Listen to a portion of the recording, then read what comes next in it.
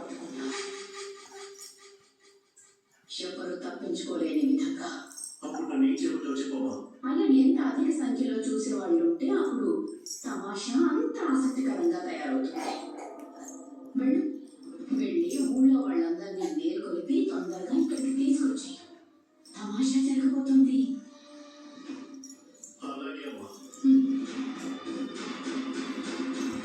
అమ్మా మీరు వదిలేచ్చు కదా, నేను చేస్తున్నానుగా.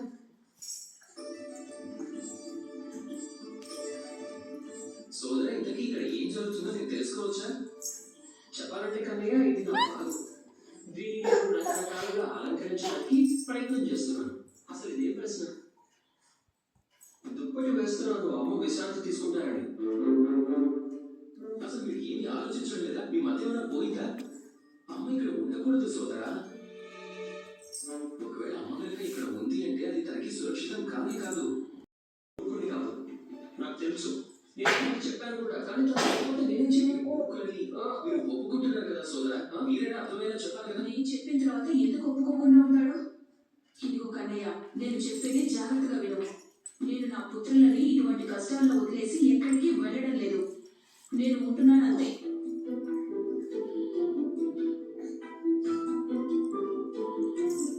నా ప్రియమైన అమ్మ, నేను చెప్పేది విను.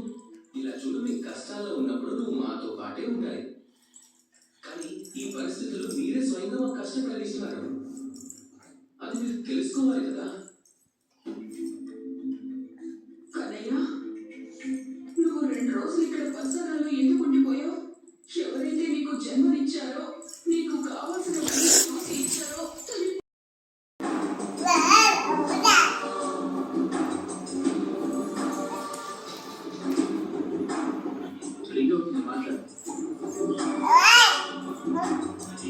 ఇప్పుడు తీసేద్దాం రాస్తున్నారా?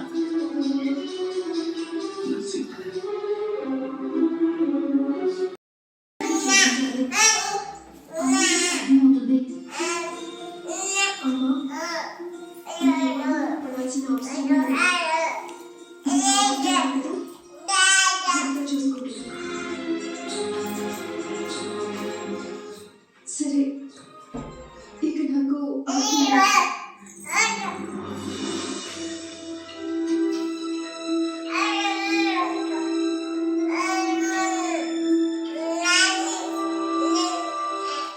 అయినా రాతని